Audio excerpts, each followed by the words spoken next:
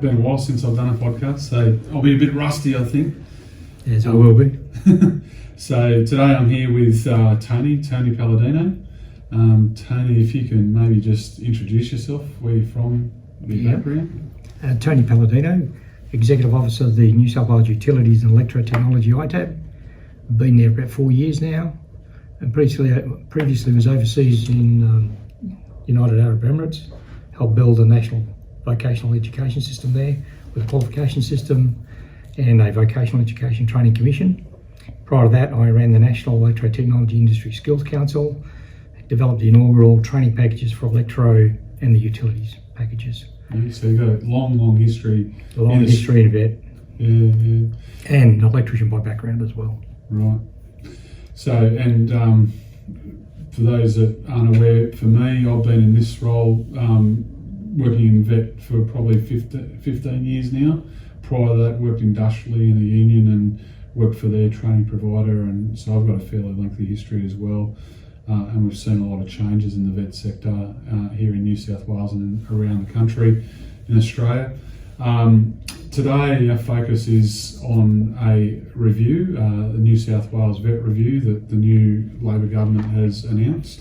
What we'd like to do today is basically go through what the terms of reference are and the opportunities, I guess, for industry and other stakeholders to give input into that vet review on the basis of our experience and what we're seeing currently as issues with the current system, good or bad.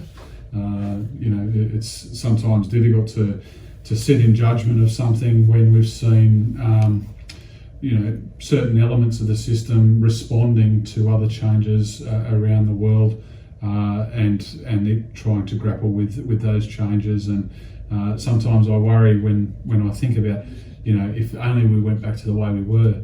It's a bit like your dad saying, "Oh, when I was a boy, this thing was much better than what it is today." So yeah, that's a challenge for all of us, I'm sure. I was just recently having a conversation with a colleague, and they were saying, "Look, I think I'm ready to retire. I think it's changed too much for me now, and I'm going to move on." So that's where we are. So Tony, the vet review, we're going through another review. I don't think I've been feeling like I've had a rock in my shoe for a long time now. I've become comfortable with being uncomfortable and not settling into anything for too long, because as soon as we get a change of government or a change of minister, we get another review. What's your view on the possibility of this review? I think one of the positive aspects of this is that the minister's seeking some review primarily around the TAFE system, which has been really one that's been atrophying for some time. From our experiences, both of our traditional trade areas come out of that wonderful system, and we've seen an atrophy of it, and we've seen some movement towards what we call free fee delivery, whilst at the same time seeing a decline in fee for service from TAFE. And the stats show this to us, and one of the concerns I have is that we're seeing a decline in the ability for TAFE to service the market, which once traditionally did. Diplomas, advanced diplomas, certificate force in my traditional areas. We're now trying to galvanise people to actually come together, employers, to actually put a cohort of people together to get TAFE moving. I think it's really timely that the review's underway. I think they'll find some issues. Unfortunately, I don't think they'll get to the tin tacks down to the level of detail that we have. In terms of our experience, the teachers we've come across, the head teachers we've come across, the system and how it's operating, and the broader vet system as a whole and how it's servicing the community in terms of our areas. So I think it's timely. The question is, after 12 months, will it produce something? From our experience of having been around the vet system for a long time, we continue to see declines in the funding that goes to vet. That's a fact.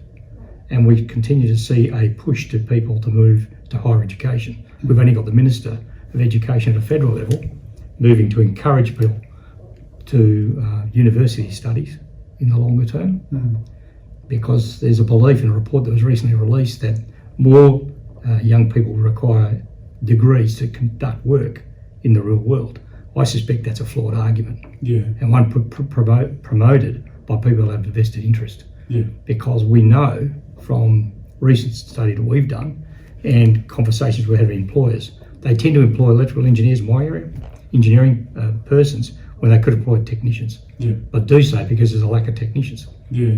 in the market, and I think that's hopefully this review will pick some of that issue up.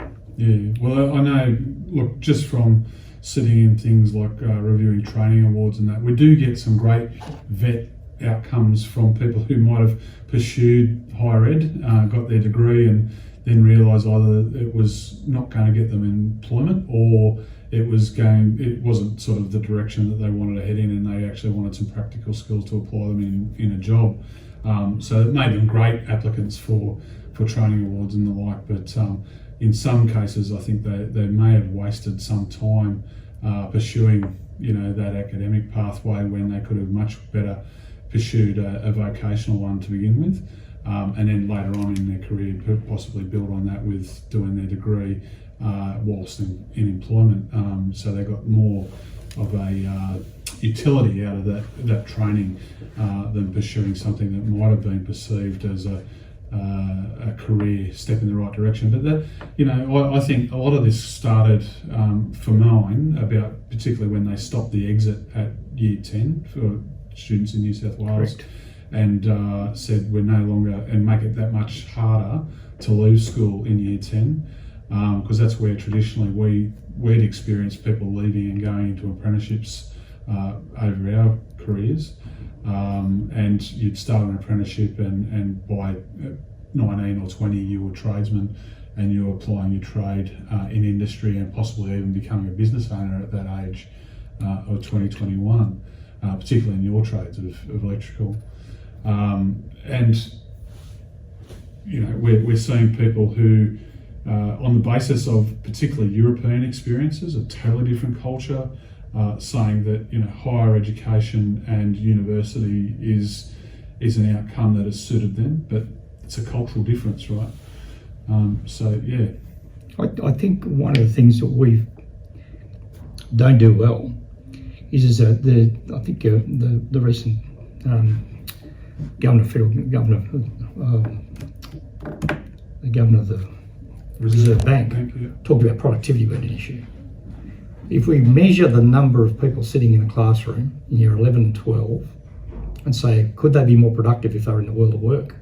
Having run a group training company and employed 600 apprentices, which type of kids would I take? Yeah. I'd do an aptitude test at a year 10, I'll probably get a better product at 17 when they complete, or 19 when they complete, as you said, versus somebody who finishes year 12. You think of the maturity of the person at year 12 versus maturity at 15, that I have a window of 2 years and I get more productivity as a nation because I've got that person in work for a longer period of time, who's developing skills and getting paid for. Yeah. That's the difference. They will complete at 19.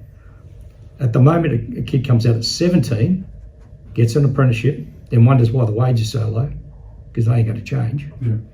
Comes out at 22. We've lost 2 years of productive capacity of an individual into the system, into the world of work. And I think that's a failure.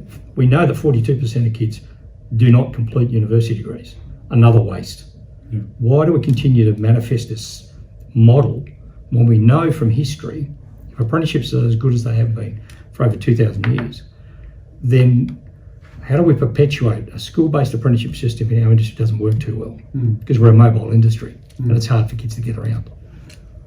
If they went and became an apprentice straight away at what would have been year 11, by the time they get ready for being mature for the employer, a return on the employer, their own capacity to do work, they're a third-year apprentice and got a car. Yeah. They don't need that at first year. When they're 17, no employer can use them in the same capacity as a third year at 17. Yeah. There's a difference. The mobility of the individual as well. Most of our people by the time they're 50 are struggling if they've been a rooftop electrician or in the roofs, in and out of roofs, their knees are broken, their backs are broken, and they find a new career. So we have a pipeline. Yeah. The younger the pipeline, the stronger the breadth of people that we've got and depth of people we've got in the industry. I think that's a weakness that's not understood in terms of the way we build the workforce potential. Yeah. The capacity building of a workforce is what's the pipeline and what's the pipeline out. Yeah. How do you maintain that a threshold of people you need in industry? We know there's a skill shortage, but before there's a skill shortage, there's actually a labour shortage. And what's our answer all the time?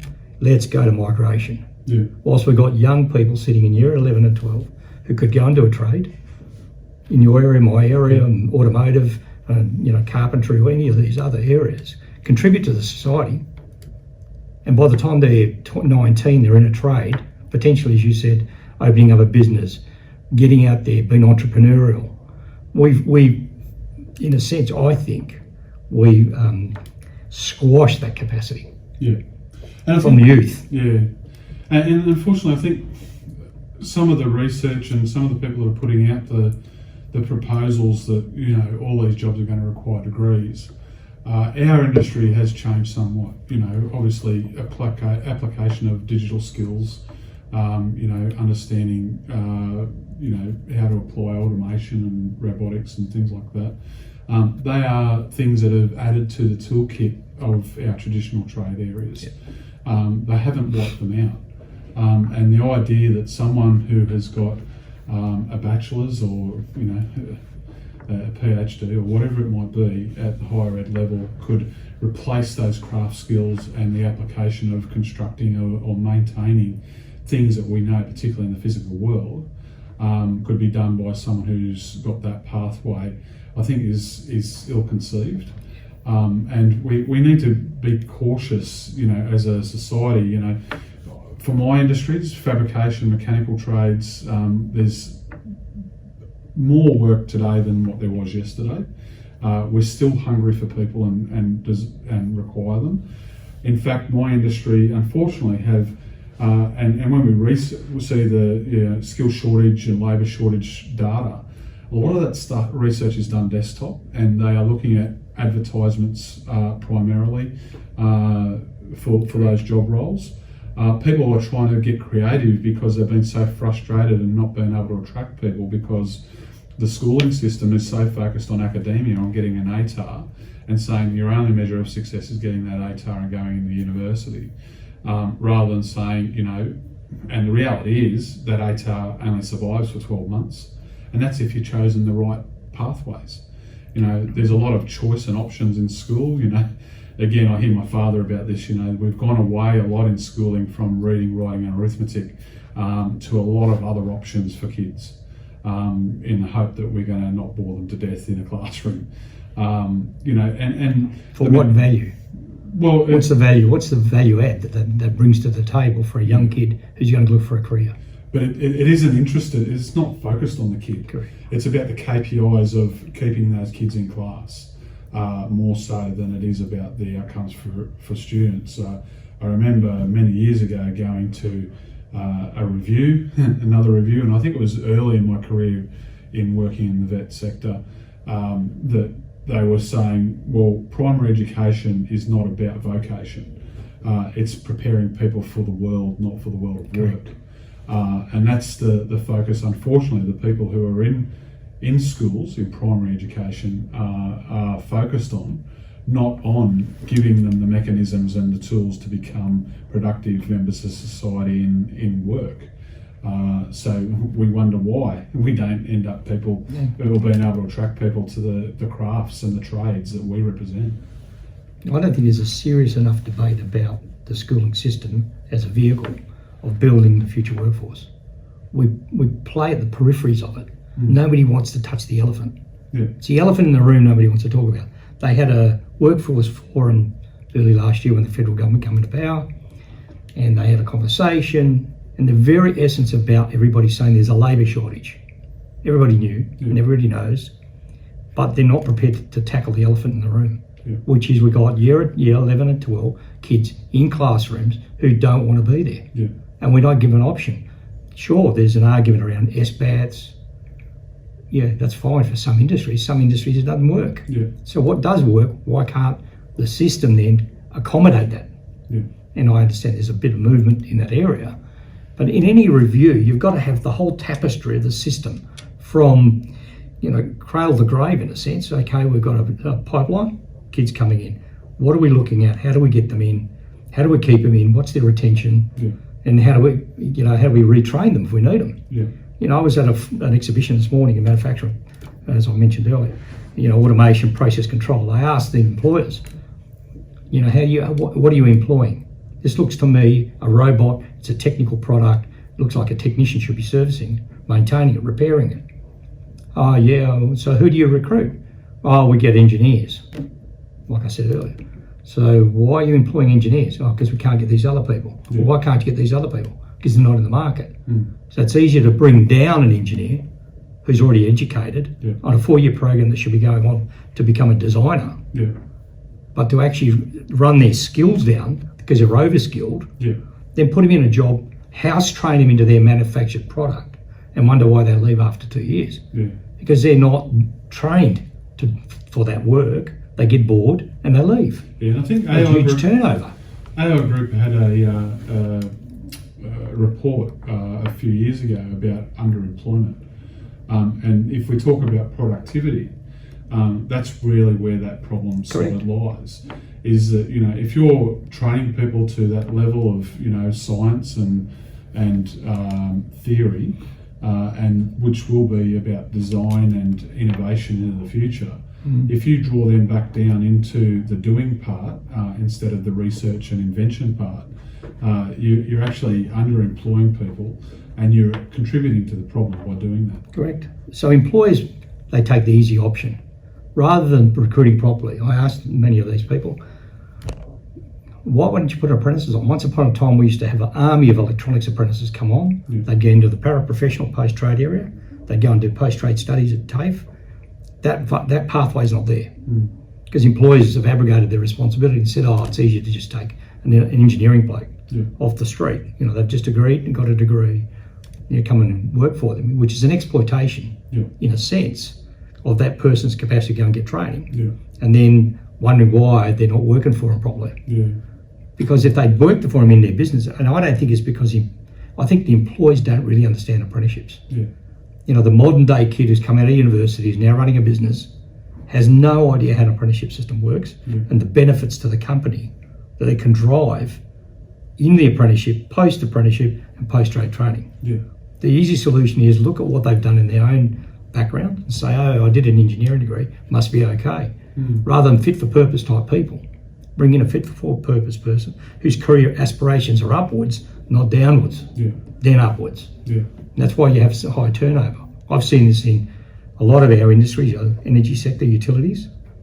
So in terms of utilities, we've seen cases where very highly stressed jobs saw electrical engineers came into those positions over time. Where in the past they'd come from a line worker, worked in the field, when it rained, they knew how to switch things off. They came up and gravitated to a position where they managed the system as a whole from a control emergency centre. And so they've moved those blokes out, brought in young engineers. And what happens over time is they gravitate out, so they get a huge turnover of staff. These people who've come in at a mature level, they're probably in their 50s, know how to deal with stress in a stressful situation under huge conditions. There's a cyclone or whatever it might be. And I know from a South African experience that they turned back and went through the old career models because of the problem they were having.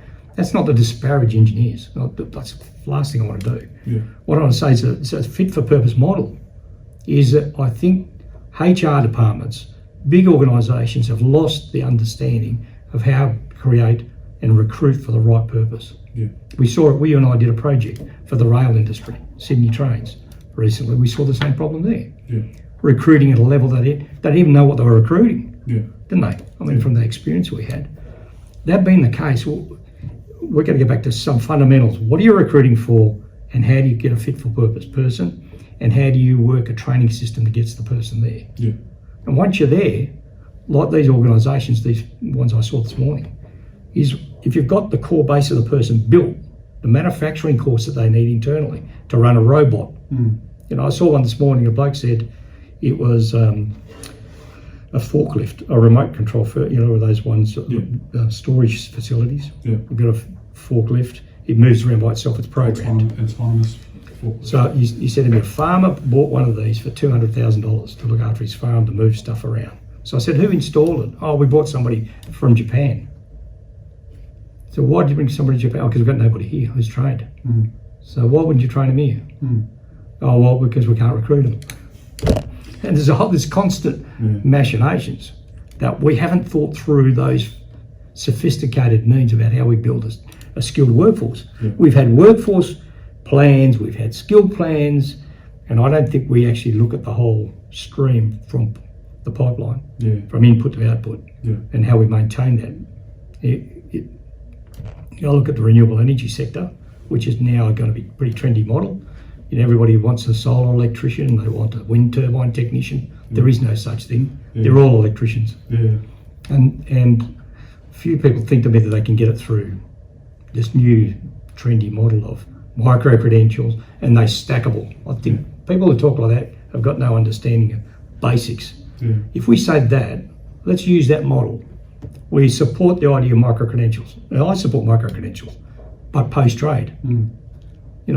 It's like akin to a doctor could get micro-credentials. So before becoming a doctor, we teach them how to cut people up. And we're pretty comfortable with that, because the same model would apply, wouldn't it? If you're going to apply it to trades or non-trades, this concept of a micro-credential, then why would you apply it to other classes of work? A doctor. I don't think we'd like that in our community, and it won't work anyway. You need a fundamentals core of skills. Like I liken it to a tree. I want to get a solar electrician. Okay, you ain't going to get a solar electrician until you build a trunk, because a solar is part of the branch or a leaf on a tree. That's a specialisation. You can do a micro-credential for that, but it's got to be piggybacked off the back of the trunk, which happens to be the electrician. It's the only way it's going to work. And we've got to look at that, whether it's fabrication, whether it's welding. Some things have become a little bit de-skilled because of the technology that we've got. But in general, the principles don't change. The art of being a fabricator, a moulder, an electrician, as a core, don't change. You need that as part of an occupational structure that you can build people on, your paraprofessionals or whatever it might be.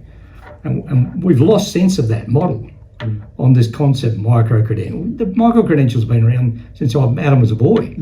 Nothing new. It's a question whether we've created a formal credential attached to it, an informal credential. Informal credentials have been around for donkeys. I think the latest trend in micro-credentials is a response to, and I remember when I started, 15 years ago, we could see in the distance that there was going to be a labour crunch. And it's not a skill shortage, it's a labour shortage. Correct. And trying to get industry to respond and start building them to stock instead of to order. You and I both know that trades take between 3 and 4 years to get them to a point where they can start to practice their trade. I wouldn't say that they've mastered it. We don't have a mastery model in Australia. We have a competency model. That's right. So you're competent to work in your occupation. Mastery depends on what your employer sets for you or what you do in your business. You could reach mastery in maybe 10 to 15 years after you commence your training. So there's a long period of time to build this skill. There's a maturation period. The engineers, when I was at the National Training Board, I was at National Training Board where the concept of competency-based system came about. Competency-based assessment, units of competence, a wonderful system. Australia had one of the greatest systems ever, constructed with a national platform. And we're atrophying, we're making it die because people run around talking about process rather than product. Yes. Right? Because we have such a great system in place. I've lost my train of thought. That's all right.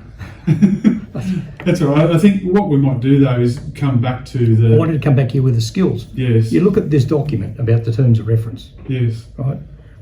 And its major reference is around skills shortages. Skills.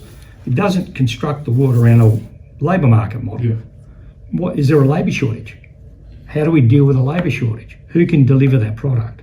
We know that TAFE can deliver a sausage course, generally because of volume, scale, scalability. But when technology changes so quickly, they can't get into that part of the market.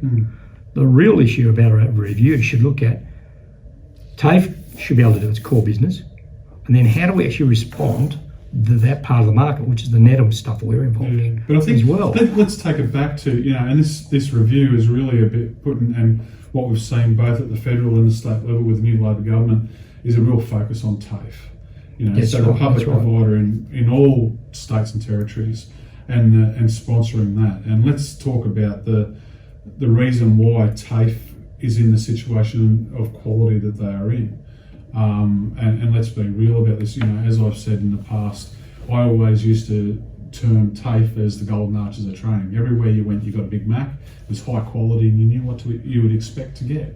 And it was great in the regions. That's right. The very service the regions needed. Now, we're polar opposites from that these days. To try and get anything in the region, I was in the Illawarra a couple of months ago and screaming for training, particularly around process manufacturing. They can't get delivery. Obviously, we're in a labour shortage environment, so a lot of the people who were capable of maybe doing that training delivery have returned to industry because there's a lot more money in the bank to work in industry. So we need to incentivise people into the training system to train the future generations of skilled workers.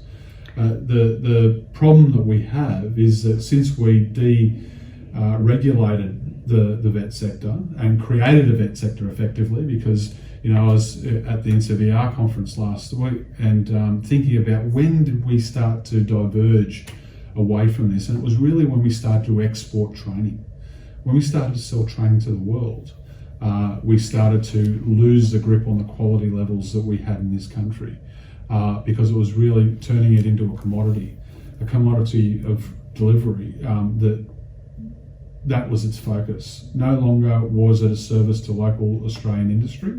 It was now a commodity to be sold to the highest bidder around the world. Some of that was being used to be able to create streams of people that are immigrating, so finding immigrants to come to the country. This country is built on immigrants, people with quality skills. You think about Snowy Hydro and all those major projects where we brought people from abroad to help build those things, and nothing's really changed for us in our growth levels. We continue on an upward growth trajectory, and we require more bodies every day to help build that, and that's a good thing for our economy.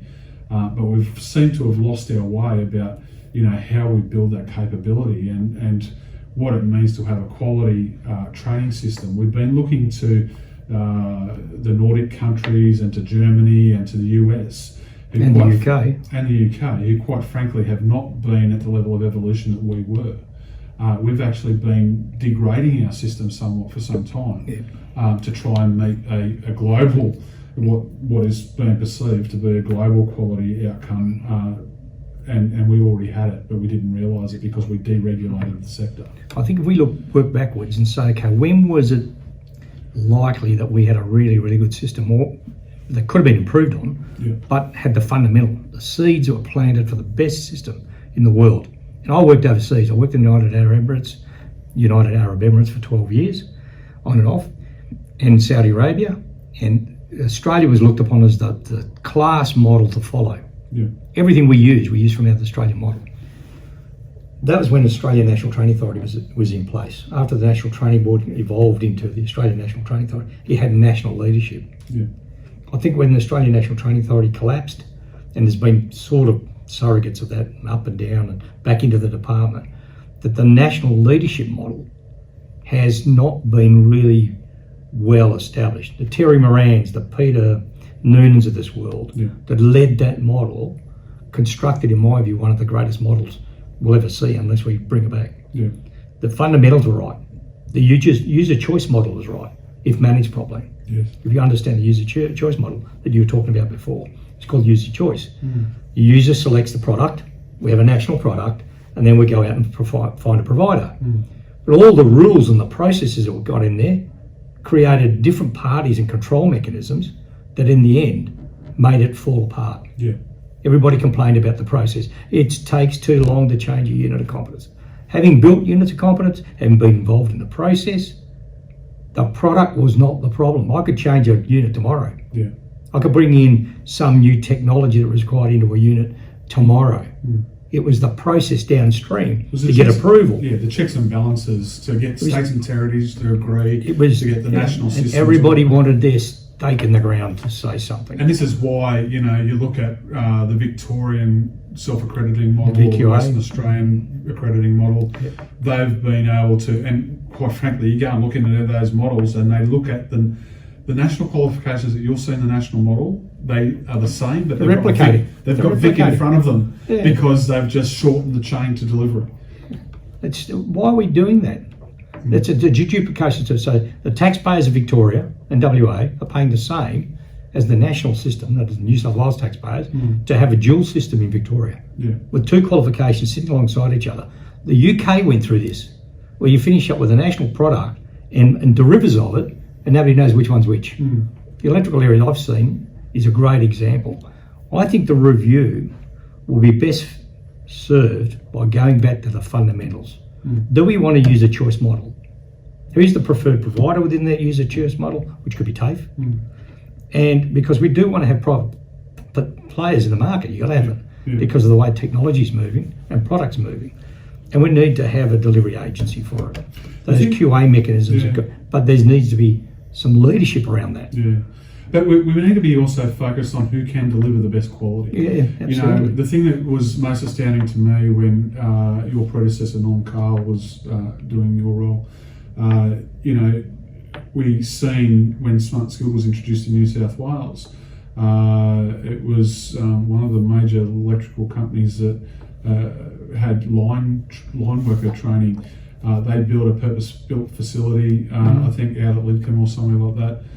Spent $3 million plus on it, and overnight it basically had to be mothballed because they were no longer eligible to be a provider because of a major policy shift. Correct. Yeah, so it is. Those things are important. You got to you once you establish the model, the example, the user choice model, then you've got to sustain it. Yeah. Now, I've got qualifications in my area where they're saying, well, they've had zero enrolments for 5 years. They're going to come off the smart and skill list, or we're going to take them off the vocational training order list. Yeah. I know why you take it off. The reason you'd have to ask is, why are you taking it off? Is there a provider in the market? Yeah. The product's there. Yeah. The employees don't know about it because there's poor advocacy. The people who are supposedly, as Anta once did, advocating how to use the system are no longer there. Doers running it now, fine. They're not a single source body that's focused primarily on one subject. That is promoting training packages, the product and how you use them.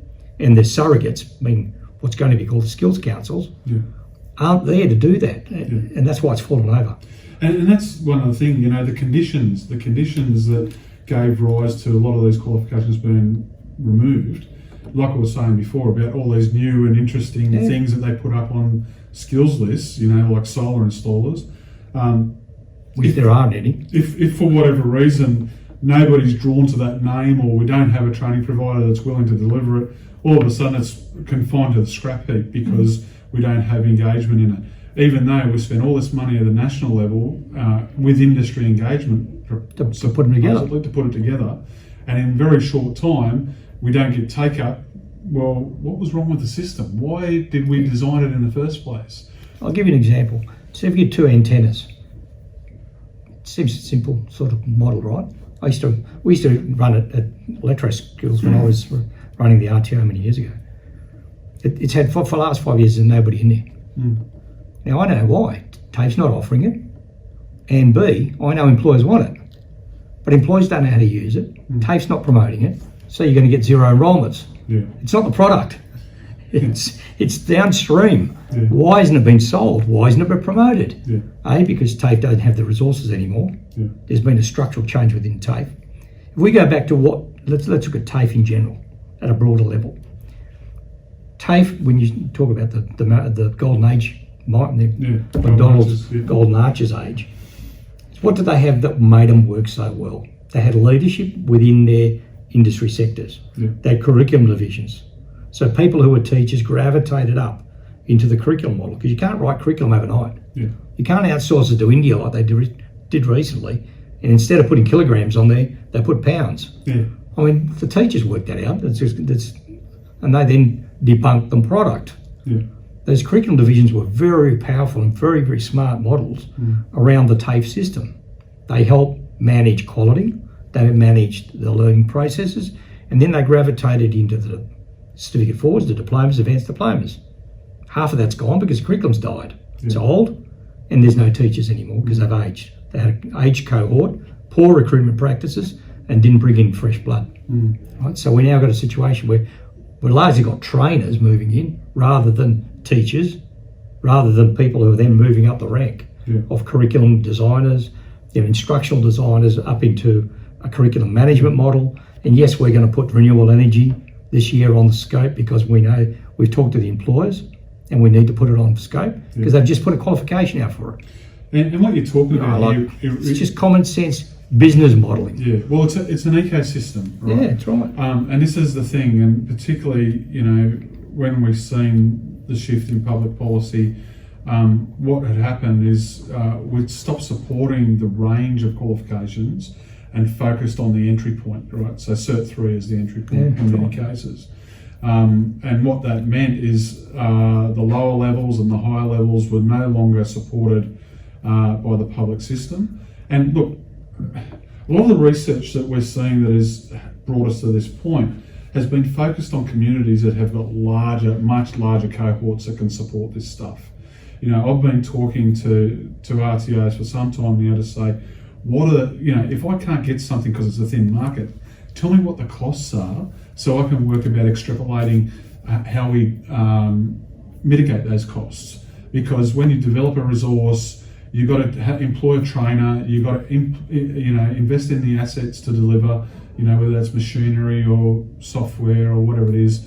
Let's know what all those costs are so then we can both inform the training system about what's required, so either people can get into it or get out of it, what the public needs to sponsor through public policy. But what we've got at the moment is an algorithm that basically supports the median or the lowest common denominator in some cases. And just numbers. And just numbers. Volume. Yeah. Volume is all that's accounted for. Yeah, when a thin market, think about a thin market could be a highly productive model upstream. Yeah. So you do a little bit of here with a very small, narrow, thin market that needs training. We don't provide it. Therefore, upstream, all those people live off that. Can't get serviced, can't get into the market because we decided that was too thin market to get into. We'll go over here where the sausage courses are. Just there's a misalignment about understanding workforce development and working backwards. Okay, what's important for our economy? What's the fundamentals of the economy? And where do we focus our taxpayer money to get the best bang for our buck? I think that's your language, using your terms. Well, I think that's fundamentally where they've got to go to. As I once said to the CEO of TAFE at a forum, did he understand what the word T, the letter T stood for in the word TAFE? Because we've got AFE controlling the T. Do we want a T that's fundamentally going to support the building of industry, building workforce, or are we interested in AFE? So or the separation of those two? For listeners to clarify that, it's the technical part. T for technical, AFE after. I think these are fundamental questions that have to be asked in the review process. Do we want a TAFE or do we want a separate technical model versus an AFE model, a community model? What we would have called in the old days a community college. Mashing those two together, policy-wise, structurally, and forward-thinking, will not work well, as it's shown now. Because there's mixed messages inside the business. Talk to TAFE teachers. They are totally confused where TAFE's going. It's not their fault. The very tools that you need to dispose as a business running TAFE are your teachers, aren't they? They're your fundamental frontline people. And they're the ones that can do it. They're the engine room. But you need leadership to drive where you want to go. What do you see the successes? Maybe a thin market is a great area to get into. It may not be commercially great, but it might be great for the New South Wales economy. And I don't want any TAFE teacher or TAFE employee who hears this to think that we're bashing not at all individuals. We're thinking about the policies that have driven that organisation in the direction that they've gone. And like I said, the commoditisation of training, And what we've seen in the last sort of really 10 years around product design, which is looking at the sexyising of qualifications, where you really it then drives such small markets that you can't actually profit from them. So no business is going to go and invest in something that they can't make a profit out of. So it makes it very difficult. If you're going to create bespoke qualifications or bespoke courses that are undeliverable anywhere, who's going to take them up? So automatically we start to see them drifting off of skills lists and not being funded through the public arrangements. And you get a breakout of the system. Yeah. People just become disillusioned, frustrated, and tend to walk away from the system, as we're starting to see now. Yeah. We've got courses running in informal context now, more than ever, because we don't have the support, the advocacy, the promotion of why we're doing what we're doing. Yeah. And the universities let's not disparage universities, but they've got a great model of advocacy. Yeah. Because they're a power base. Yeah. They're a control base. And unfortunately we've got the institution of associations of TAFE promoting a very, very similar model. Yeah. Now, historically, TAFE, and I understand their struggle, still see themselves in some extent to being like a university. And they want to go back to the model of classroom delivery or educational delivery. Forget that on-job stuff, right? Which is what competency units are. Inside four walls. Right, and I understand that, and I feel for that. But that's a regression to the 1970s type of training delivery. If we want to go back there? Yes and no, because I remember an old colleague of mine once said, correspondence learning in the 50s was alive and well. Yeah. You could study fitting and machining via correspondence, but it was workplace learning. For us, our crafts are all orientated towards workplace learning. So having support... And they constantly undervalue the workplace. Yeah. Think about an apprenticeship system. Is the apprentice a student or an employee first? Well, they have to be employed before they become a student. And that's what fundamentally flawed in the whole review, statistical data analysis by vet professionals in understanding an apprenticeship. Yeah. An apprenticeship is an employment arrangement first. And byproduct is I've got to go and do some training. Yeah, but see, that runs polar opposite to the model of commoditisation. Correct. Because what they want is throughput of training, not throughput of people who require training for their employment. Correct. And that's, I think, that's a philosophical argument. Yeah. And the philosophy at the moment is student first, employment second, rather than employment first, student second. Yeah. And policy's built on that model. Yeah. And that's what fails. We see things like, why do we have low completion rates? Why are the completion rates not there? I can tell you why the completion rates aren't there. Having run a group training company, I know what typically as the drivers, if you get exploited and you can move to another place where there's more money, or the training is poor, the mentoring is poor, all those fundamentals that created the apprenticeship model under its historical thing are not well serviced at the moment. But even, and we're in the largest training market in Australia, in New South Wales, the collection of data on the training market is flawed to begin with. Yeah, absolutely. We're even, some people have been praising the USI or thinking that the USI was going to save us in this regard. It only takes one letter change for a USI to be renewed. Like, I can go from Leon to Leo, and all of a sudden I've got another USI. And I've seen it. That's right. I've actually witnessed it in the certificate of proficiency reviews. Yeah. Person's middle name was put on one certificate and not on the other, two different USIs. Yeah. Statistically, it's going to be a flawed model. Yeah. Or you start your school, your training in schooling as a school-based apprenticeship. You leave school, and then you get another contract for training. Yeah. You've got to go back to fundamental simplicity. What are you trying to do? If employment is the primary purpose of an apprenticeship, then you have to build a model around that. Yeah. That's why we had the Apprenticeship and Traineeship Commission Act, the act that protects the individuals, ensures employers provide the fundamental delivery of training. Yeah. What we're finding is that's not necessarily the case at the moment. Yeah. And that says there's a gap, there's a problem. So just to extend, we've had a number of cases recently of apprentices receiving electric shocks. Yeah. Departments aren't aware of it. Yeah. You know, these were fundamental in the old days. In the old days when I did my apprenticeship, if an apprentice even got a sniff of being hurt, there'd be a department officer at the front door of that employer the next day asking what happened, inquiring, making a report. You know, why doesn't that happen anymore? There doesn't seem to be a policeman on the beat anymore about policing the act and the pastoral care that should be required of an apprentice. And that's evidenced by the report that came out of Victoria. Yeah. You've evidenced by the fact they've now got an apprenticeship commission in Victoria, been re-established, because they are finding those simple things have been let go and nobody's policing them. It should be a risk-based model that basically says that, if there's a high, let's say we've got a new employer employing an apprentice for the first time, they should have priority. Let's go and monitor and mentor them. Discuss it with them. And discuss it with them about, how best to train their apprentice and keep them safe. I know there was a death not just too long ago of an apprentice who was, I think their first year on the job, and I'm not sure what the circumstances were. We had a fourth-year apprentice with a first-year apprentice, no supervisor. Yeah. Had a circuit breaker blow up in his face at a McDonald's store. Yeah. The employer was prosecuted by Safe Work New South Wales. Nobody else knew. Yeah. Nobody else knew. You've got to understand, argue why would parents allow their kids to become an apprentice if they don't understand the safeguards that are in place. Yeah. And I've done a number of career events recently. You've done the same. Yeah. And you talk to parents, and parents don't even know what an apprenticeship is. No.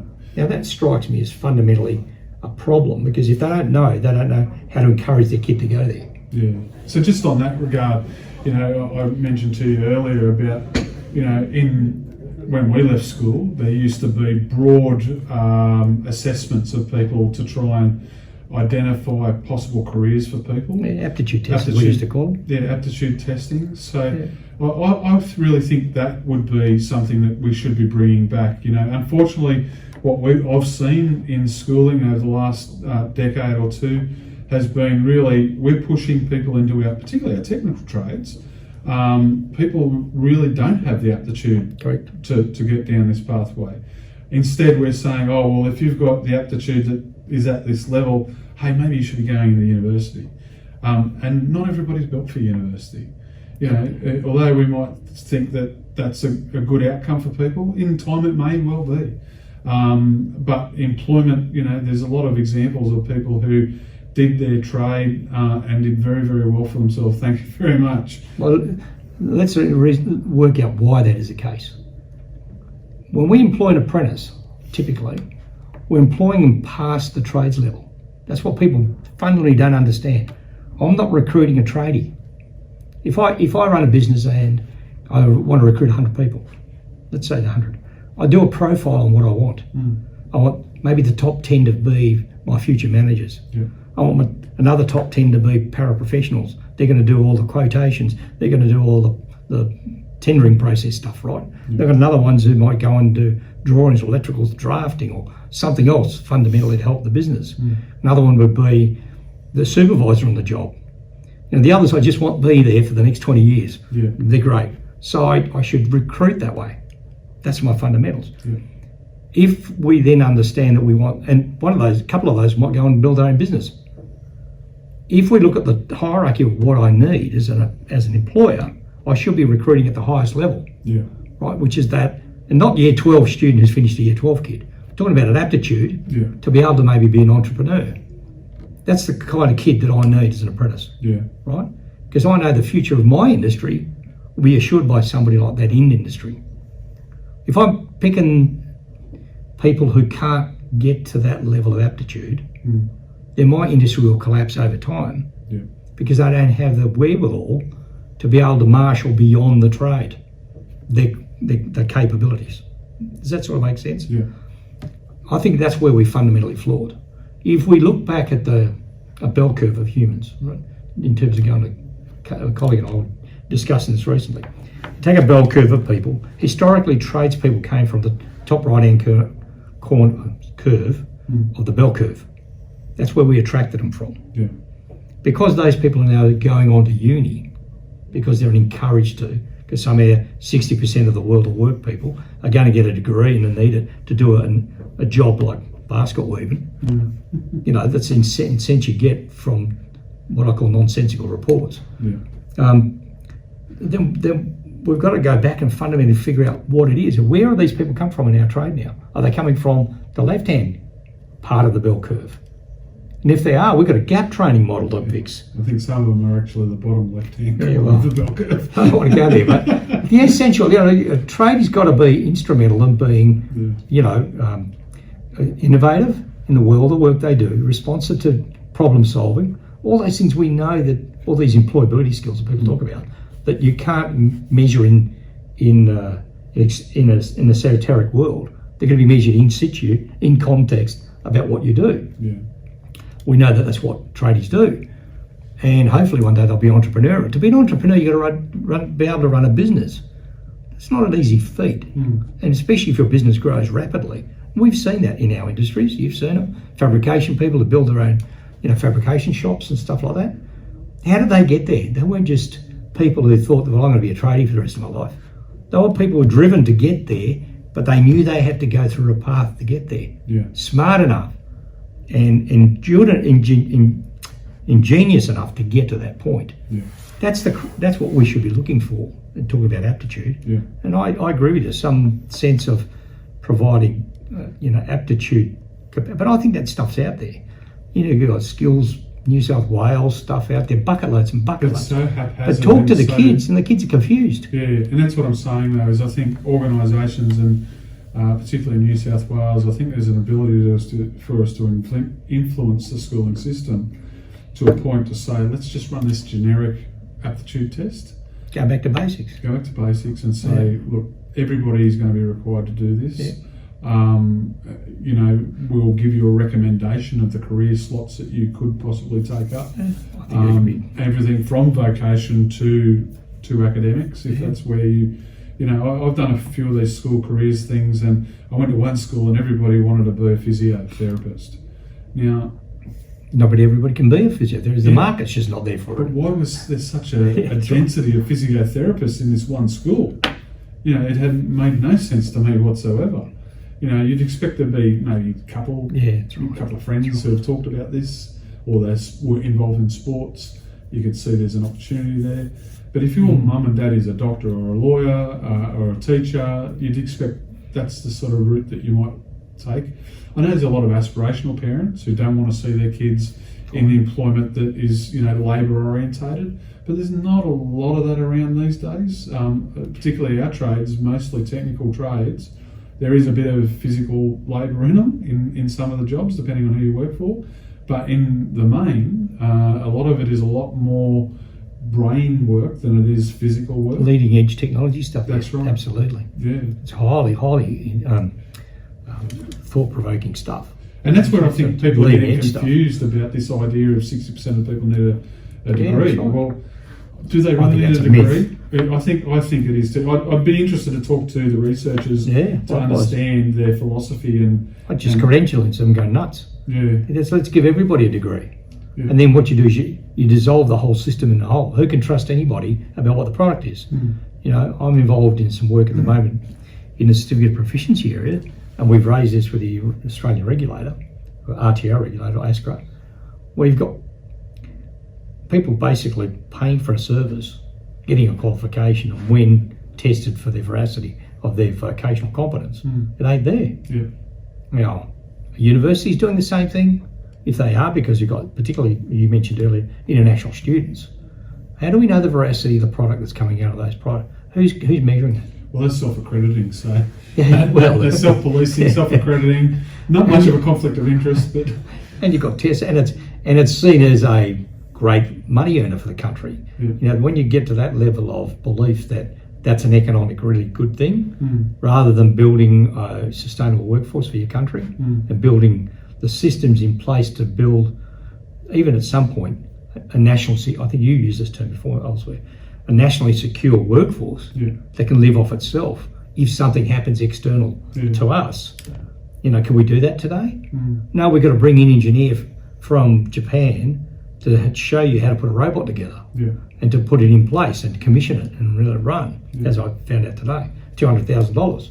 It's been a discussion. that's been going on for some time in the manufacturing sector, and the AUKUS agreement has brought rise to it again, particularly around submarines, and you've worked in the nuclear industry,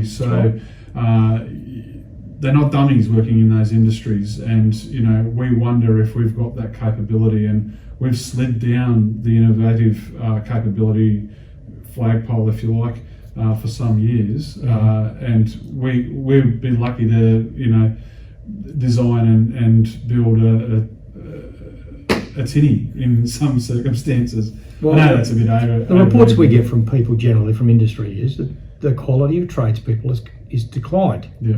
Right? Why is that happening? Yeah. In a time when we've got more capability of information at our hands and disposal than ever before. Yeah. And I still struggle about that, but I think I sort of fundamentally understand why that might be. But it's because we've got no leadership. I've argued, I think I've mentioned to you before, we should go to probably building a national apprenticeship commission. Mm-hmm. Go back to basics. Build a national apprenticeship commission. The Victorians have started that concept. Mm-hmm. And go back. What do we want from an apprenticeship system to produce? Mm-hmm. A high quality kid. Would I rather have 1,000 young people, high quality, competent persons graduating than 10,000 idiots? Yeah. Which one would you balance? Mm. Now, our system currently, it seems, would be happy with the 10,000 because numbers are important, and I understand that from a political sense. But at the end of the day, is it going to build your country? Yeah, and I think that there needs to be space for places. Yeah. But I've said so for some time too now, is that I could improve completions by not commencing half of the people that we commence. Yeah. We just basically basic stuff, common sense. Yeah. And we've got a real improve the profile of the person coming in. Yeah. Why do group training companies have a better completion rate, a higher completion rate? We know why. They recruit well, they aptitude test their kids, and they nurture them through the process, by and large. Yeah. That tells you something already in terms of evidence. We know where there's poor employers, there's a report out of Victoria, it declines. I see my mate over there at Big Mac's, he or she's earning $200 more than me a week. Oh, and this is a crap job. Yeah. Because the organisation has invested in them, really didn't invest in them. Yeah. They use them to get subsidies.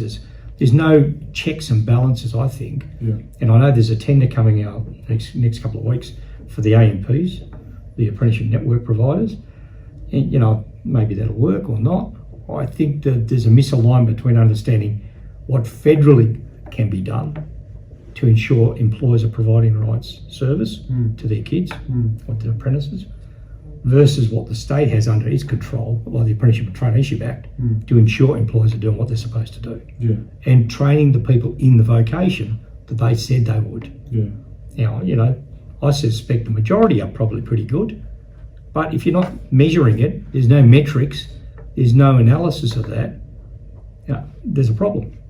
When we start hearing stories and people get hurt and you see the data coming out, and I'm not sure that we've focused enough on that area. I think we've raised this in previous forums and other areas, and I'm hoping this review process will analyse that as well. Yeah. Because apprentices might represent 10% of the vet market nowadays, but they are the biggest smart and skills funding area. Yeah.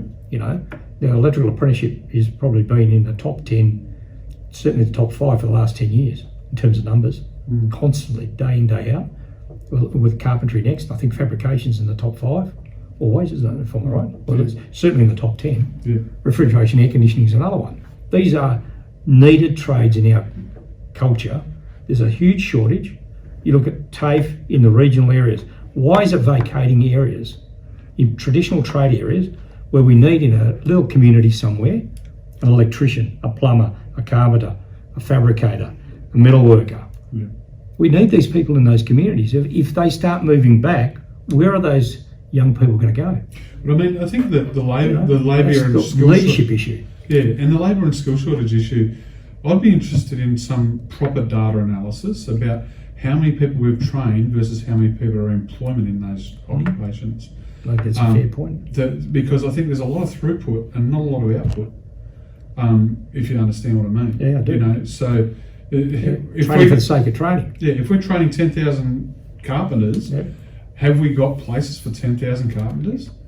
What is the raw numbers? I don't know. Well, I've just heard West Australia, I think it's South Australia, have now stopped enrolling apprentices in our trades in WA, primarily because they don't have the capacity within TAFE and the private providers. So they're going to enrol them next year. So the employer may put them on in a need, but they might start their apprenticeship training off job until next year because they're over capacity. Yeah. So we know the demand's there. So what's happened is the market, particularly TAFE, hasn't seen what's coming. Yeah. And I think been focused internally, and people might argue that I'm bashing TAFE. I'm not. I want them to go back to basics and build the golden arches. Yeah, I want them to be gold standard again. I want that, but the way that I see the modelling going, and the people talking a lot and doing little, I'm hoping this review process will go back to some fundamentals and say, how do you rebuild TAFE in a way that makes it work for the community out at large, particularly remote areas? How do we deliver the T in TAFE if that's where our economic need is?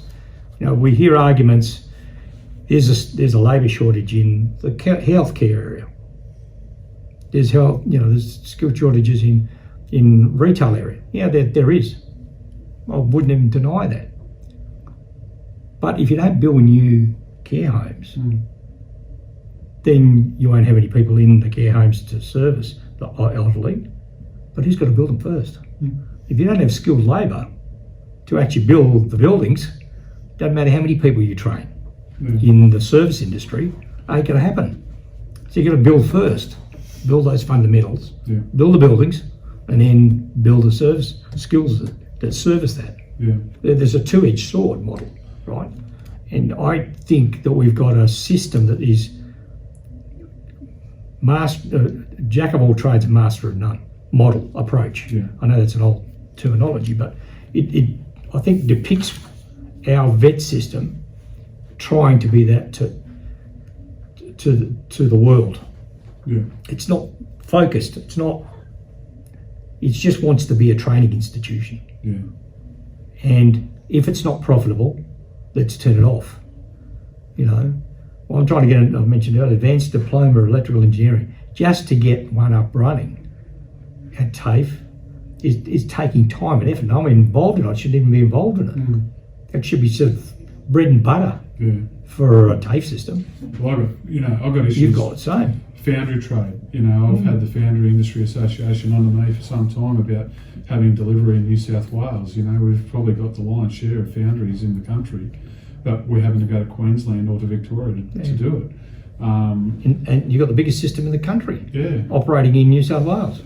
It's alarming to me that we've and to me some of it's about policy, and I'm not going to talk to the veracity of the policy, but it is what it is, and we're having to live with it. But hopefully this review might address some of that stuff, because we've got, particularly in the current global climate, we've got sovereign capability issues. Correct. That if we cannot find a way to support, smaller and more bespoke cohorts, and we're relying on industry to provide that capability, it's just not possible. If we end up in possibly what has been predicted to be a global, war, what are we going to do then? Correct. I think you're right. I'm sure we'll find a way, but I don't want to be finding out then. I want to find out now. We should be planning ahead. That's the leadership issue. It goes back to fundamentals of leadership. The question around your thin markets, you go back to an analogy you can drive. The crane driver on a construction site is a fulcrum point position. You don't have no crane driver. You don't train the crane driver. Stop the site. Right? That's how we should treat our technical areas.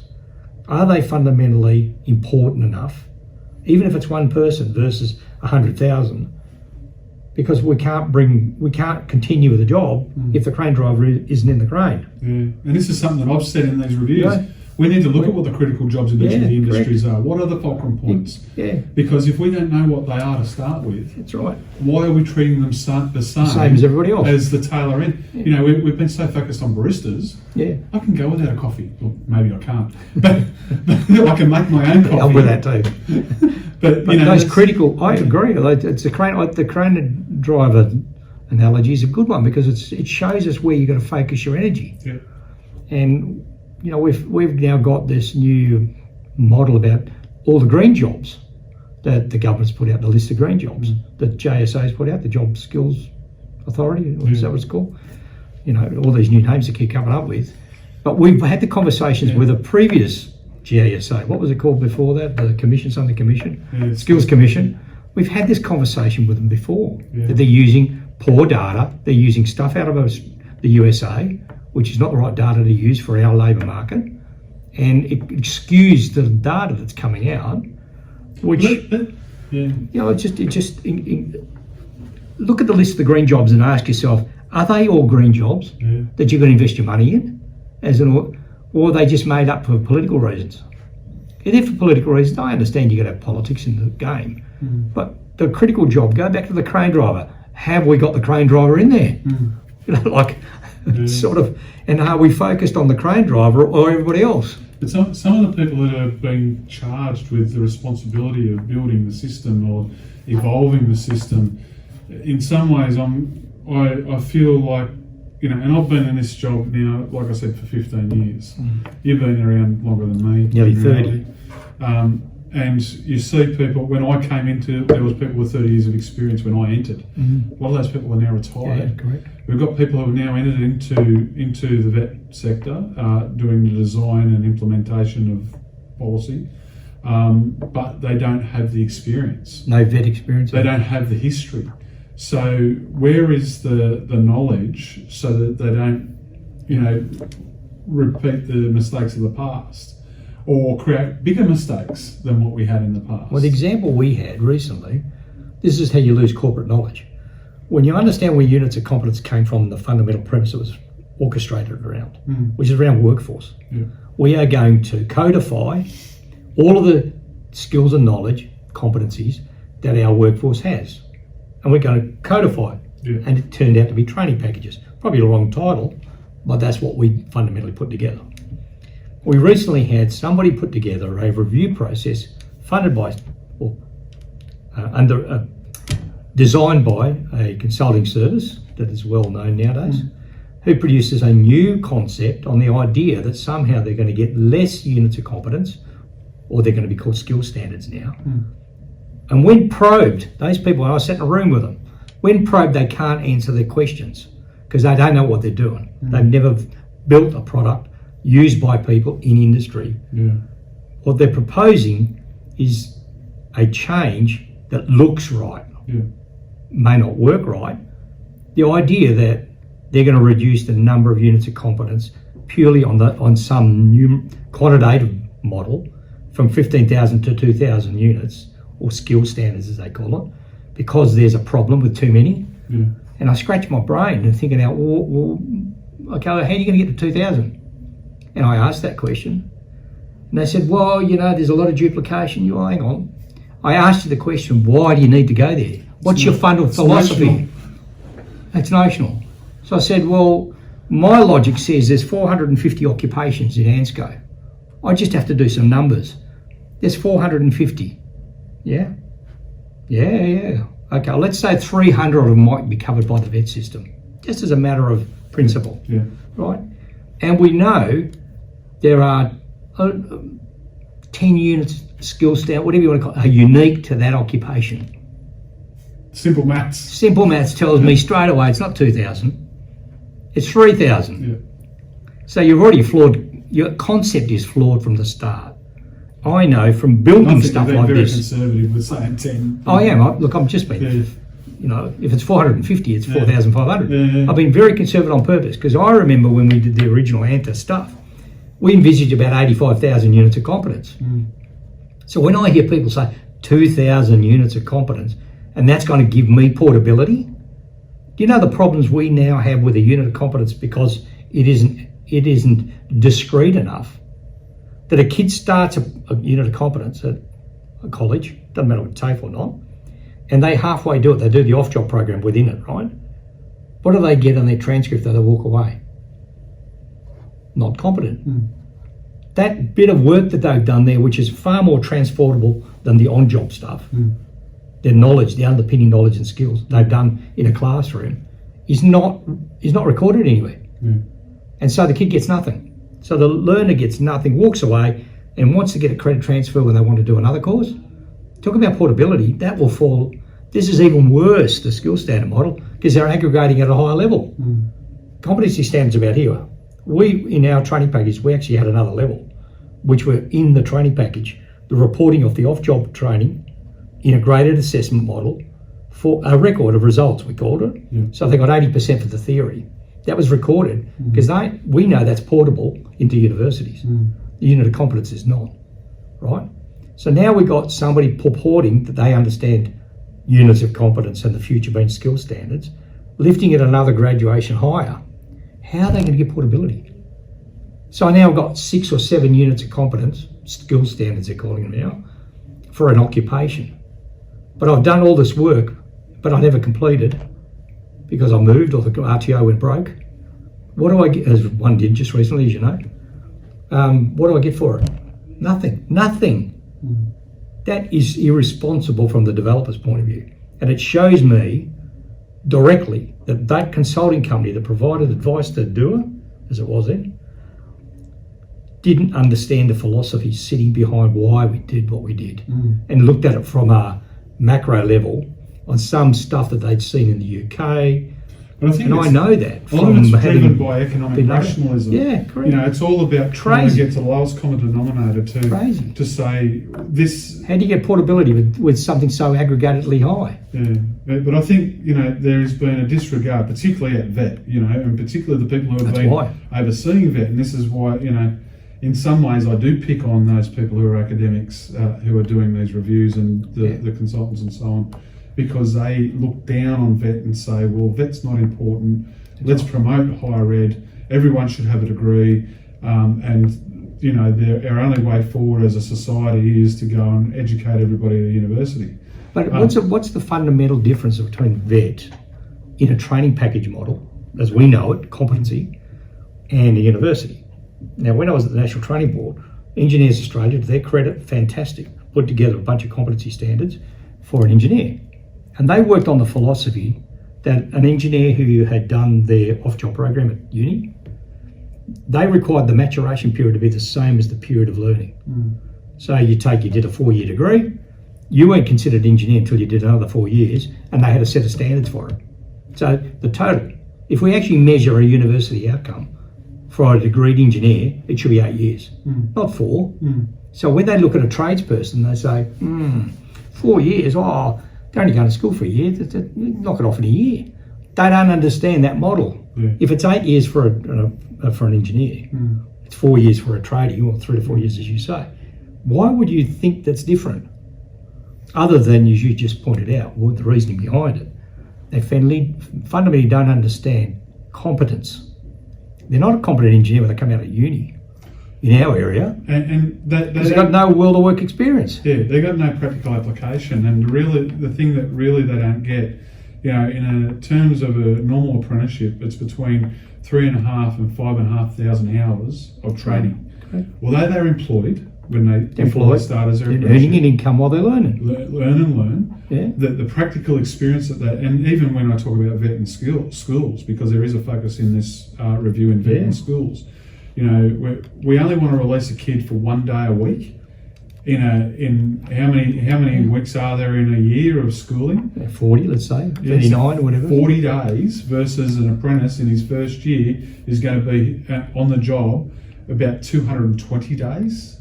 And they're trying to equate it as equal. As equal, they're not equal. Look, people fundamentally don't understand effort. Yeah, and I know there's a spectrum of people, and even people who might be focused now on accelerated learning for apprentices, and I've been involved in projects like that, where you'll get people who are outliers, who are capable of coping with condensing stage 1 and stage 2 of an apprentice. And they can do it in 2 years. But not everybody's got that capability. That's not the norm. And there's people who actually, instead of completing their apprenticeship in 3 years is going to take 5, because the volume of learning that they get, or the experience that they get on the job that backs up their learning that they do in a college is not there, or there's a lot of different variabilities in the training. There's a presupposition by those who create policy that the world of work is structured. So there's an apprenticeship system. They go to college for a day a week, and then they go to work, and therefore it must be structured right. You and I know that's not true. It's so grey, so fudgy. Because you can't structure the world of work if the boss one day's got this job over here and the next day they're at another side. And then it changes daily. We take on the balance of probabilities over a period of 4 years that they will have covered those things. And how do we know that? Because we keep a logbook. We in our industry have an electronic profiling system, we call it, which is an electronic data collection system. Hasn't had that structure yet, but I think you've got skills tracker that does, if they want to. But it's possible, and we should have moved to that. The failure of the competency-based system is the advocates never got into the training providers and conveyed the right message about what was meant. And there's still people in colleges who believe that they deliver just the off-job program and the on-job is the boss's job in an apprenticeship. I think there's that failure of the system to convey to them, you are the certifier of a competent person against a national competency standard. You, the RTO, are legally responsible for that decision. Nobody else. You take the money from the government under Smart and Skill, that you will qualify that person as a competent person and certify them, basically. And we know that because there was a case in Queensland which got the ombudsman involved, the training ombudsman, where a coroner's inquiry was inquiring how a young person had got their electrician's qualification and a young other person died from being electrocuted. And all of that sort of unpacked itself. And the Queensland government did a lot of work to try and fix all that up, scope of work on the employer, making sure that every 90 days that RTOs were reporting to the government, that in fact that the employer still maintained scope of work for the apprentice. You know, we haven't had that here yet because it hasn't hit. But go to a coroner's court and you start realising what the unit of competence means. People still believe, I think, in the policy world, that this is about training. And it's far from the truth. It's not what we're about. In reality, and look, you and I both do newsletters or news services, and I always lead with safety. The reason why I always lead with safety is because that's what this is really the core of what we're about. Safety and quality, and making sure that when we put someone to work, that they return home the same way they left, and that you don't get paid to put your life on the line. And it all starts with the skills and training that you get when you're an apprentice or a trainee, for that matter. Anything that we do in training, whether it be a toolbox talk when you enter the workplace in the morning, when you talk about the risks of the workplace, and our industry, particularly yours and I, we talk about energized systems all the time. Whether it be pneumatics, hydraulics, or electrical. The physical environment of dust and the possibility of getting disease from the environment that you work in. All these are possibilities, and these are the reasons why we train people. It's not just simply about a transaction of saying we pay someone to teach someone something and that's all that matters. There is actually an effective utility to this training. It's not about knowledge. You can go and pick up a book and memorise it for rote. But if you are in our industry, the reason why you are, partnered with a tradesperson so they can instill experience, so they can point out to you the dangers of the workplace. As much as they are trying to get you to meet the tolerances of the job requirement, they're making sure that you go home at the end of the day. And unfortunately, what we're seeing is we've commoditised the training to such an extent that doesn't matter anymore. It's about throughput of bodies, and we're using it like a battery instead of actually for a purpose of outcome to industry. Just extending your point around safety and commoditisation of learning. Cricos is an interesting area because you've got RTOs now in the space typically of what we would call high-risk occupations, electrical, your area fabrication, others, who are offering Cricos courses that have to complete in 2 years because of visa arrangements. Yeah. So CRICOS, can you explain that for people? Well, CRICOS, I don't even know what the acronym stands for, but I know it's overseas students who pay for a service or an RTO to get a qualification that they can use for their visa process. And typically, I think they've got to at least do a minimum of 2.5 years of learning and maintain that visa. Now, what we're finding is in refrigeration, air conditioning, electrical, a couple of other areas, probably yours as well, automotive maybe for Debbie. That's not mine, but Debbie. No, but for Debbie and other areas, is you've got CRICOS registered organisations who are happy to take $30,000 off a young Nepalese kid, bring them here, give them certificate 3 and 4, electrician qual. And when we interview the kid, they got no idea. 2 and 2 is 7. Right? So we fundamentally know they haven't met the vocational requirements and the RTO hasn't delivered the product as they're required to. And that person doesn't know they haven't delivered the product. And the minimum requirement for your trade vocation is typically 3 years, certainly for a certificate of proficiency. They can't meet that requirement, yet the RTO has issued the qual. So you have this flaw that the visa drives the outcome. So effectively that person's purchased a visa for $30,000, got a qualification, puts them at the front end of the migration list, because our trade is one of the listed shortage trades, right? Now, we know that's a problem. We know that the regulators have raised this with the regulator of RTOs, ASCRA, and we're still trying to resolve this matter. And yet people have been paying 30 grand unknowingly, unwittingly, believing they're getting a service, believing they're an electrician, and they're not. And that's to me selling education for a purpose of something.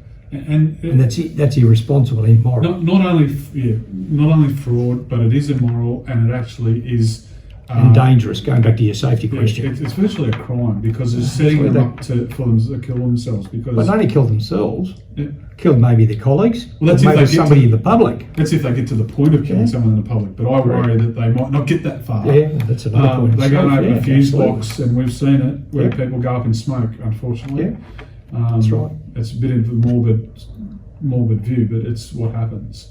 It's a fact. Whether it's getting in a roof or on a roof or whatever. Many of these kids are working on solar assistant installers, right?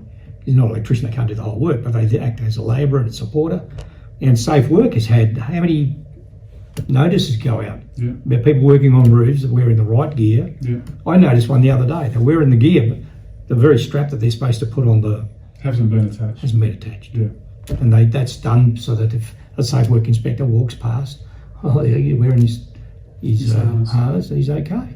But they're flaunting that responsibility to each other to keep each other safe, and it's just they're the frustrating parts that education and training is supposed to deliver to people. And like you said, in your industry, you've seen apprentices supervising other apprentices, where employers can't pass their liability onto their apprentice. Correct. But it's beyond the liability piece. It's about the lives, putting your life. And look, these guys, and mainly it is guys in our industries, they've got a risk profile that's off the charts. They're willing to take the risks. Because the return's high. Well, not even that. They're just bravado. Well, that's the other part too. The machoism stuff. It's not good. I'd say if we go back to the fundamental of this review, I hope that to see, my thought would be, we're talking about vet, maybe to go back to fundamentals, separate the two functions. Is an apprenticeship system different than this broad community college stuff, if it is separated? In terms of apprenticeships, go back to a fundamental apprenticeship commission and purchase from there the training from providers. Again, you can have a user choice market as long as you've got a quality assurance system model in place.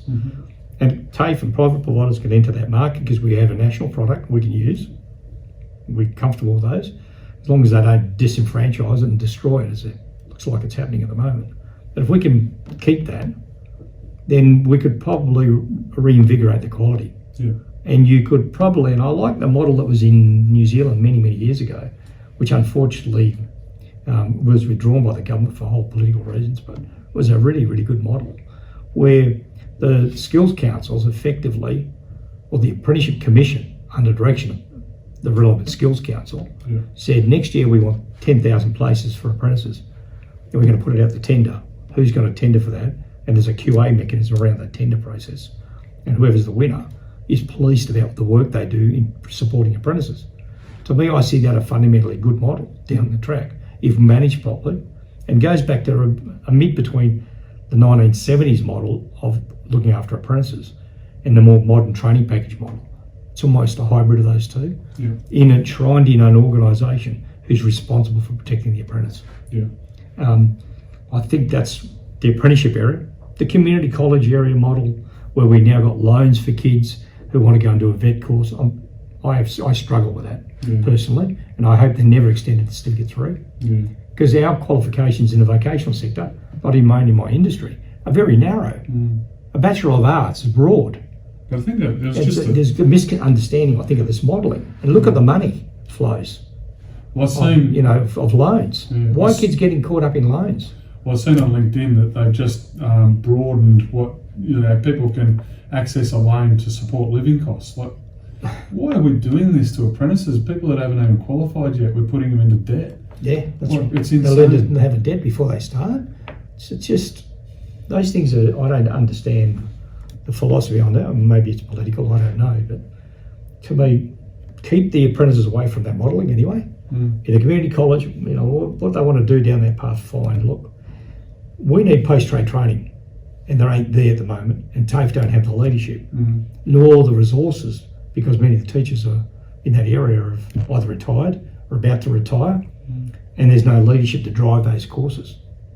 Go back to the reason we're trying to get a simple advanced diploma of electrical engineering course up and running that the employers are asking for, TAFE's trying to put together, but nobody knows how to talk to each other to make it happen. I think you're having similar issues too. That needs a better mechanism, however that works. In the past, TAFE could put a course together overnight, effectively, and they're all fee-for-service modelling, their curriculum divisions, because they had leadership internally. Said, we can do that. I think at the moment, TAFE don't have that infrastructure in place internally. There's two things that my observation of that is, one, the rules aren't clear, so they don't have the confidence. Correct. Two, when they've gone from, I think they had 8 institutes down to 1, the hierarchy is too far from the front line, so they're not able to respond adequately.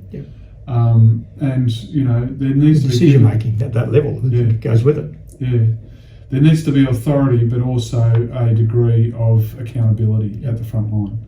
So saying that, you have the ability to be autonomous and respond to industry's needs locally, but you also need to be accountable. So I think those things, if they're implemented, would benefit. Yeah, I think that's true. I think that's very, very true.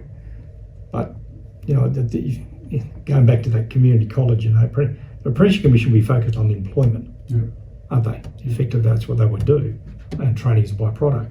Over here, the institution's focused on the student, because they're two philosophically different models. I think there's a lot of work that can be done there too.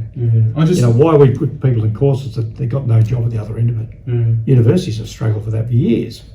We used to have many years ago, we had the advanced diploma of electronics, I think it was, or computer systems, one of those big ones. We canvassed some big TAFE colleges in Victoria about it. Okay, you're putting through 600 kids a year. How many would actually get a job at the other end? They could show us 2. In the year that we did it, they could show us 2 people got a job, and it wasn't even in the work that they set up for. Right? Why was that? Because it was easier for TAFE to offer a course than was to have an apprenticeship. There was in the past an old apprenticeship electronics in place, very well serviced, good numbers. TAFE did a great job out of Victoria, New South Wales, because that's where the market is. You look at that automation stuff I saw today, if they're not base electronics people coming into that market, that's where they'd come from. But they're not there anymore. That's why they're looking for engineers, electronic engineers to come down and do that work. Is that because TAFE changed the model away from employment first to come and do an advanced diploma of electronics, and then the employers employed them and said they're useless. That's not because of TAFE's fault. I think there was a mismatch between we want students versus can we provide you students for an outcome. Yeah. There's a philosophical difference, right? Yeah. So the employers walked away from the apprenticeship system. There's hardly any apprentices in that market anymore. Yet you look at the jobs out there. There's jobs out there if people got off their backside, worked out the structure that needs to help employers get a result that they want. Yeah. I saw 100 employers there today where I was at the exhibition centre. If I got one of those to take on apprentice each, that's 100 apprentices. Yeah. The trouble is who's leading that and who's got the funding resource to bring that together. Yeah. You know, can TAFE do it? I think they could. But in a user choice market, maybe we need another facilitator in the market. Maybe that's something that the vet review could look at. Yeah, but whatever these outcomes are, they need to have the longevity that they don't get fiddled with constantly. It's got to be systemic. It's got to be systemic. We commenced here today in saying, here's bell-bottom pants again. We're going through another review. Yeah. So I think the reality is whatever happens needs to be entrenched in such a way that it can't be fiddled with, and it's got to be given time to evolve and mature and create a future that actually is sustainable.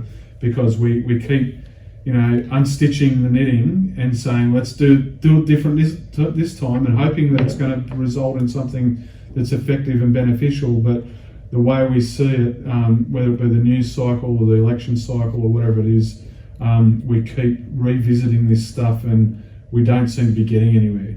Well, we've had, I think, Clearfield and Robin Shreve and Rob Shreve, others have put out 420 reviews of vet, and here we are seeing a continued decline in the funding that goes to vet. So all those reviews have resulted in what? If we've seen a reduction, A, in funding, and B, in quality. If that's the case, something's wrong and needs a fundamental look at.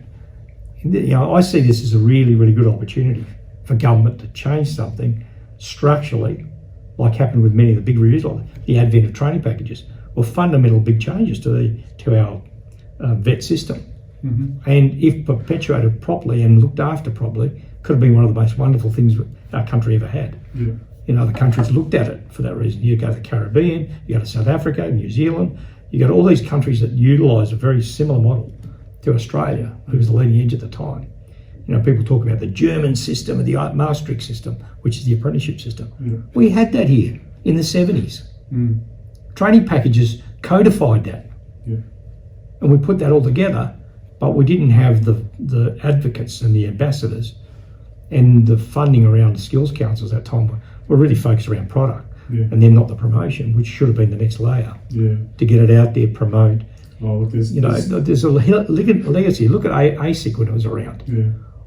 Fantastic. Right, you endorse, you rubber stamp. I remember a couple of the colleagues that have been on there, one's on your board, Ian Curry, talking about some fundamental issues that were there. The concept was right, the process was wrong. And that was always why it was flawed. And, it's the state federal system is always a bit complex for a lot of people to get their head around. But I think it could have worked. There were systems in place about modification of units of competence back when I was running it. I come back to Australia and some idiot has decided to take away version control. Let's be dead honest. Some idiot decided to change version control. Didn't understand what they were doing. You can tell. Version control that's got a minor change to it. Even Australian standards who have version control mechanisms have a system in place to allow minor modifications. Then took on a whole new concept of process, which was as lengthy as the original package you put up. Silly. And then they blamed the product, and you got providers running around.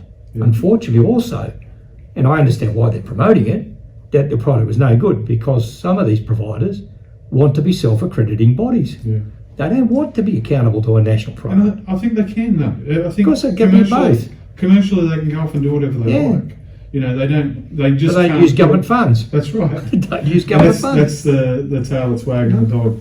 Look, mate, we've been going for a while today, and I think we've broadly covered a lot of the topics that are addressed in this review. I think we have. And, obviously we haven't stepped through item by item, but in the podcast notes, I'll put the link to the terms of reference and how people can give feedback.